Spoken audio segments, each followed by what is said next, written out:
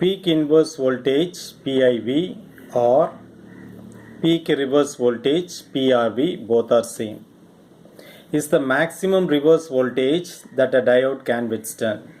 That is, when the diode is reverse biased, what is the maximum voltage it can withstand? So let us see an example. For example, in a half-wave rectifier, so this is a 230 volts 50 hertz input supply, it is stepped down. Now, during forward bias, the diode acts as a short. This acts as a short, therefore the voltage appears across RL. But what happens when it is reverse bias? Forward bias, no issue at all. Forward bias, this diode will conduct. So there is no question of overloading the diode. Now when it comes to reverse bias, this end becomes negative and this end becomes positive.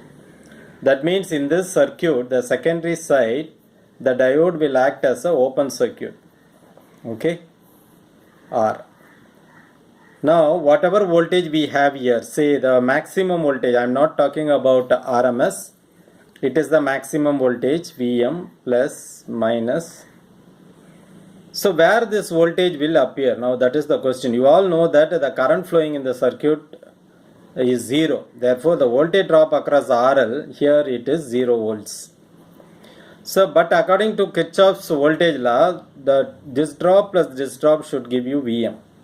Now, so since this is 0, the entire voltage, reverse voltage, will appear across the diode. What is this? The open circuit, it is nothing but a diode.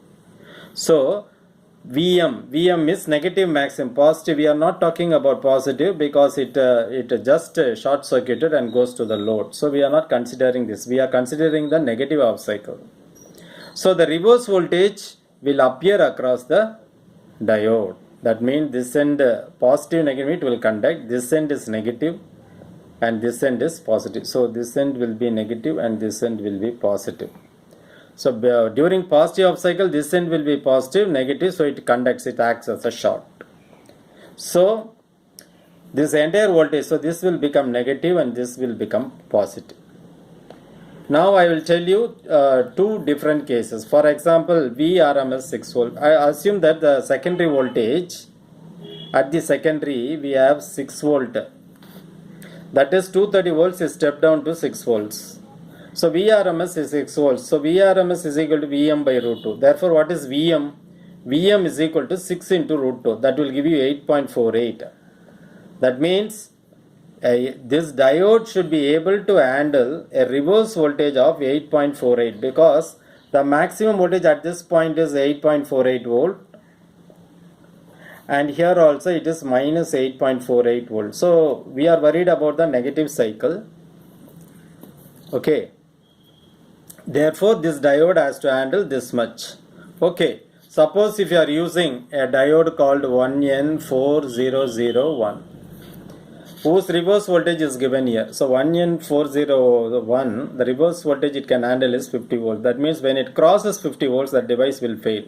The diode will fail. Similarly, if you go for some other device, 1N4002 will handle a reverse voltage of 100, that is 100 volts. 1N4007 will handle a reverse of 1000 volts. Now assume for our case, we are using 1N4001. So the maximum reverse voltage it can handle is 50 volts. So as far as case 1 is concerned, okay, the reverse voltage is going to be 8.48. The device can manage this 1N4001. Suppose for case 2, we deal with case 2. VRM is 60 volts. Now it is not 6 volts. The secondary voltage is 60 volt. Assume this case. If you find out Vm, VRMS is equal to Vm by root 2. So 60 into root 2, you will get 84.84 volts Vm. That is a big, so positive direction Vm is 84.84, negative minus 84.84 volts. So if this is the case, what will happen to this diode? The diode breakover peak inverse voltage is only 50 volts. But now we are expecting 84.84 volts. If that is the case, that much voltage cannot be handled by 1N4001. So in this place what you can do is, you can either go for 1N4002, which can handle a reverse voltage of 100 volts, or if you want to be safer side, 1N4007, this diode can handle a peak inverse voltage of 1000 volts. So the importance of peak inverse voltages, we always consider forward bias, so diode will conduct, okay. But what happens to the reverse bias? In this case it will be open circuited.